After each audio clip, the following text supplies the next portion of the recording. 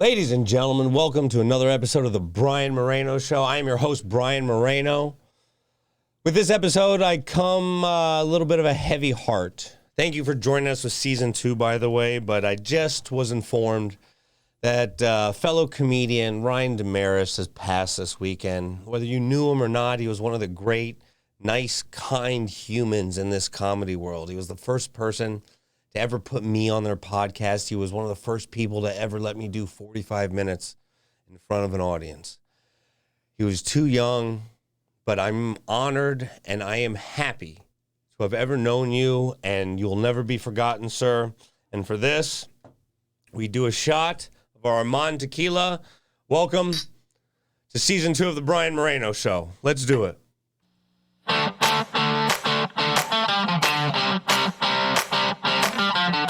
Oh, that Armand Tequila is good.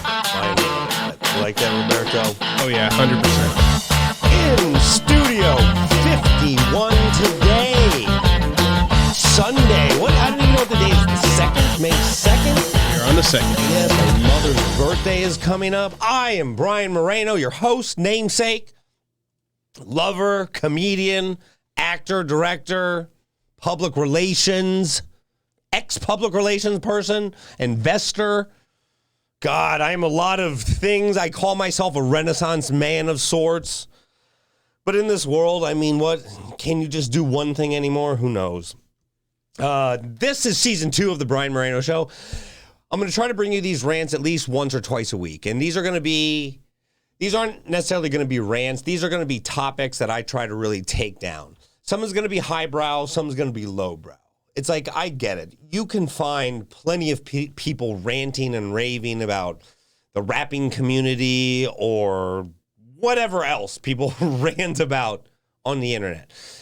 I just know that some of my opinions, because of some of my experiences and because of the way my brain works, some of my opinions on some of these topics may give you a little perspective. It may give you a little idea of what's going on in the world. And also with your comments, your likes, your subscribes, and your shares, I may find out what you're thinking. So whether you agree, whether you disagree, you make sure you like, you subscribe, you give us a little love so I know how to make this show better, because I've listened to a lot of your hate and I appreciate it, so keep it coming if that's all you got. Today I want to talk about the Doge father. Elon Musk is going to be on SNL this week. The Doge father. Now, Elon has been getting some flack from the SNL cast about coming on the show, and to that I say, it's like, I am thrilled that I am even talking about SNL for once, and I know 3 cast members. I mean, I don't know if any of them like me, but I could text 3 cast members right now. And I would want SNL to be good, and I want SNL to be watchable. But I think we all know that SNL has been hit or miss, to be very kind, for the last 12, 15 years, maybe longer. I don't know. But the Doge father, the Doge cryptocurrency father, him, and I would say if Mark Cuban and Elon Musk had a baby, it would be Dogecoin. The Doge father, Elon Musk, is going to go on SNL, and I hope it's good. I assume there will be 1 or 2 minutes that are, but I assume for the most part it's going to be exactly what you expect it's going to be. That being said, now, before I get further, do you think it's going to be any good, Roberto? I think it's going to have its moments. Oh, see, you're like a nice guy. I know you, but you're a nice guy. You're a nice guy. And did you like that? This is our Armand Tequila, one of our official sponsors of the show. It's absolutely, I give you my word, it is one of the best tequilas I've ever drank. And I drink a lot of tequila. If there's one person that can give you the lowdown on tequila, it's me. And go try them on. I know they sell it at Costco. I don't know if it's at your local liquor store, but I'll make sure to add links. If you try it, please make sure to like, subscribe, comment. Maybe I can even get you some bottles sent to you if you comment nice enough. So Elon Musk is going to be on SNL, and I can assume what SNL is going to be like. I want it to be good, but this takedown is not about SNL. This is about Dogecoin and cryptocurrency. Because a lot of times I get asked advice on cryptocurrency. And let me be clear, I have been investing in cryptocurrency for a long, long time. But I have also been losing in cryptocurrency for a long, long time. So if you think this is going to be a tutorial on crypto, you can find much smarter people to explain it much better than me. This is more about what to expect in the next week. I think right now Doge, last I saw, was around 38, 39 cents. And for those of you who don't know what Dogecoin is, it's another cryptocurrency that was modeled exactly after Bitcoin. The difference being that there's no cap. Like, there is a limited amount of Bitcoin, so there's a scarcity value. There's no cap on Dogecoin, which means they can half it and dilute it down over and over and over and over, which is very similar to what they do with the US dollar. So before I hear any Bill Maher arguments about how cryptocurrency isn't real, please understand what they're doing with the US dollar shows how not real that is also. And you're going to feel inflation because of how much money they're printing. And people ask, what does that really mean to me? Feel inflation. Whatever job you do, whether you sell computers, whether you sell real estate, whether you sell cars, whether you are in the restaurant field, to do whatever you do to make money is going to be harder because the supply chain is going to be more difficult in getting products for whatever industry. Because there's so much more money out there being spent. Steel, things like steel, refrigeration supplies, computer chips, wood, windows, everything is on back order for years. And based on simple supply and demand, if the demand is so high for a good, a price is going to go up to meet whatever the market is. And you're not going to be able to earn more money to pay for the higher cost of goods. Therefore, real world inflation takes place when everything is higher in cost, but you can't earn more money because of it. That is what worries me tremendously. So as a hedge against inflation, cryptocurrency is something that I do recommend for people to look into. Do I say invest everything in cryptocurrency? I'm not a fiduciary. I'm not a financial advisor. I can't tell you where to put your money.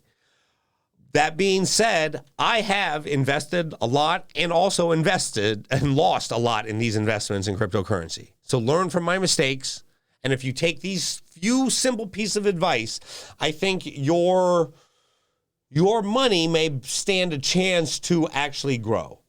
The first thing would be only take and invest what you can afford to lose. I've made that mistake many times before. My worst mistake in cryptocurrency came about 3 or 4 years ago. Bitcoin was only about $8,000 at the time. I had about a Bitcoin and a half. I had to use a 1 1/4 Bitcoin for an investment in something called Zcoin. A comedian who I thought was smart. And, there can be a lot of smart comedians.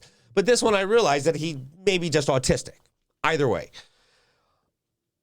I invested about a 1 1/4 Bitcoin in him. And the day that I invested in him, the coin goes from 100 to 75, the next day to 50, the next day to 30. Now it sits at about $12. So my investment of approximately $12,000 went to maybe $1,500,000 within 30 days. I don't blame anyone but myself because I didn't do the due diligence. Now, if you want to just give your money away, I will include my Venmo, my PayPal, any other means in which you want to contribute to the show. And I'll put your name up on the back. Even I'll give you, some advertisement if need be. Yeah, that would be good, right, Roberto? Look at this. Look, we got plenty of space back there for advertisement. Alpha Dog Poop Bags. Speaking of advertisement, Alpha Dog Poop Bags. It is. Oh yeah, we'll do a card episode too, as you can see. Yeah, keep it tight. They don't need to see the mess. But I have to say, if there is crypto that I would recommend, and again, I'm not a fiduciary. You do with what you can with your money. Invest in Ethereum. That is what I would say is the most solid investment for your money. It's something long-term. A lot of people projected to go on the same trajectory as Bitcoin. And Ethereum behaves most like a currency where people actually use it to exchange goods. Bitcoin has a lot of problems in that people don't really use it people do use it for transactions, but a lot of people hold it. And the cost to hold it the cost to let it go is going to become so great, you're going to need something that behaves more like a currency, and Ethereum seems to be that. That being said, Bitcoin, Ethereum, Litecoin would basically be the big three. Outside of that, you're looking at things called altcoins, alternative coins, which is what Dogecoin is, going back to the point.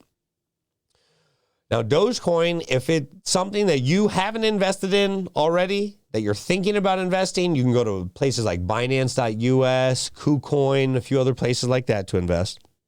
Right now, Dogecoin is sitting at approximately 39 cents a coin.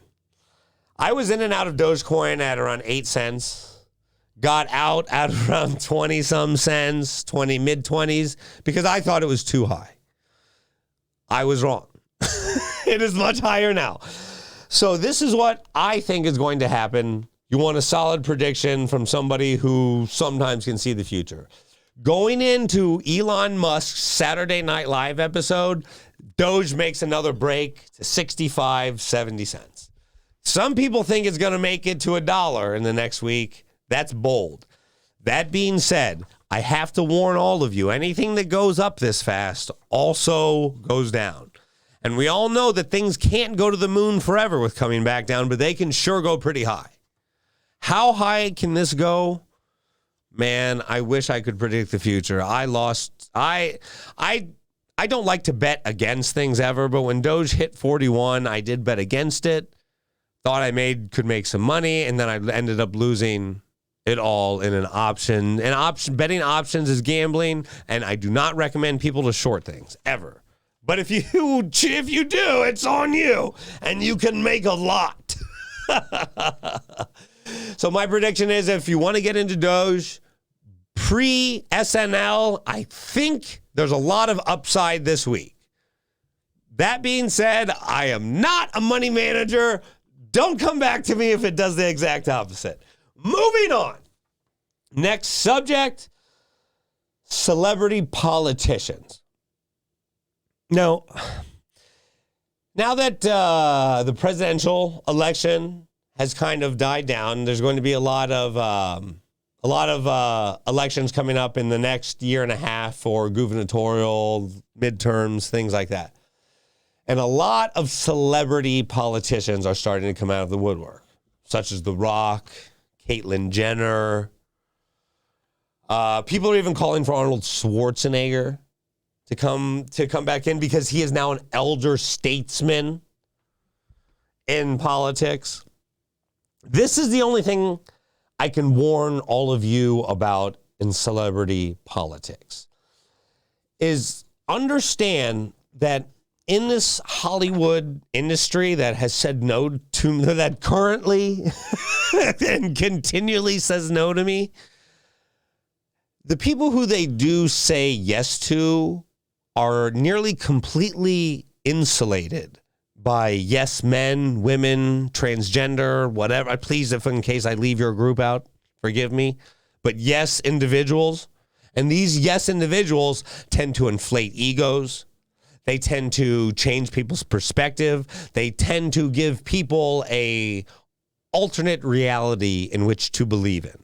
Sometimes that reality mirrors the world. Sometimes it doesn't. And the thing about politics that is exactly the opposite of that is politics is not insulated in any way. No matter how wonderful of a politician you are, 50% of the people are going to hate you all of the time. And not only hate you, they're going to attack your family. They're going to attack your credibility. They're going to attack everything you've ever done in your life. And that is half the reason why businessmen don't get into politics. This is half the reason why individuals refuse to take such a pay cut in order to serve you and I. Again, it's not clear cut. There can be politicians and celebrity politicians that really do care, that have thick enough skin to genuinely represent us. But is Caitlyn Jenner that person? Is The Rock that person? We've had amateur in the White House before. We have experimented with that last time.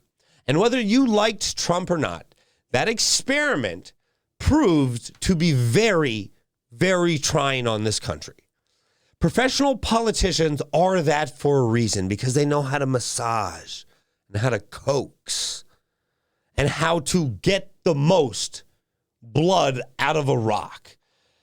Well, no, Ronald Reagan. Yeah, Roberto, you bring up Ronald Reagan as a great president. Okay, not a good, okay, whatever. More to the point, 90% of the people who bring up Ronald Reagan were in diapers when Ronald Reagan was president. So they don't really even know that Ronald Reagan was a puppet. I mean, yeah, he may have been a good president, but he did what he was told to do. And in today's social media and ego world, I don't know if you're going to get a celebrity that is as humble as Ronald Reagan was, because I hear he was a master coaxer, and he was master at putting on the smile, stating the company line, and staying true to form.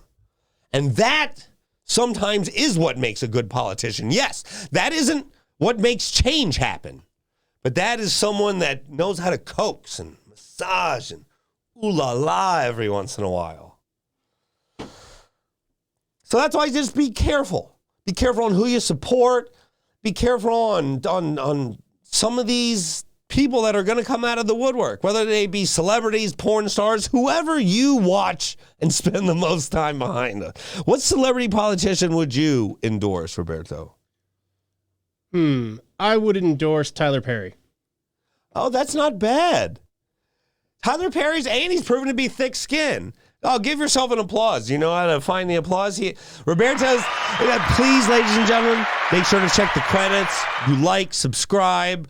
Because I cannot do this without the one and only Roberto Alhamada sitting behind the ones and twos. Again, I try to, in season 2 of the Brian Moreno Show, I'm going to try to give you hard takedowns. We're going to start the news back this week, but I'm going to try to give you a little more depth on the topics that not only move me, but that I think really affect all of us. You know, if you like it, comment, subscribe, like I say, share us, because I believe what we're doing here in Studio 51 and what we plan to do in the future, oh man, it could really move a lot of you, and we can't do it without all of you. And I don't like ending on a somber note, but I want to talk about how I opened the show. Fallen comrade Ryan Demaris, I found out this weekend he passed. To you, condolences to you, your family, your friends, and all those who loved you, sir. I'm on tequila. He was the first person that ever brought me on the podcast. He was a comedian that most of you probably never heard of, probably won't ever hear of. I don't even think I was good enough friends with him to for him to even know how much I appreciated his warmth and love and kindness. And without people like that, we cannot make it in this world. As much as we all want to be the star, as much as things get busy in our brains, without good, kind people, it makes the world so much worse. So whenever you do see this, whenever this moment reaches you, just tell someone you love them. Do something kind for someone today because it makes the world a better place, and Ryan would have very much liked that. And so would I. I'm Brian Moreno. This is season 2 of the Brian Moreno Show, and we'll be back. I might have some more lowbrow takedowns. I think I got some Tekashi 6ix9ine stuff and some other crazy things. So, have a great day. Be safe, be healthy, be happy, and thank all of you. Love you.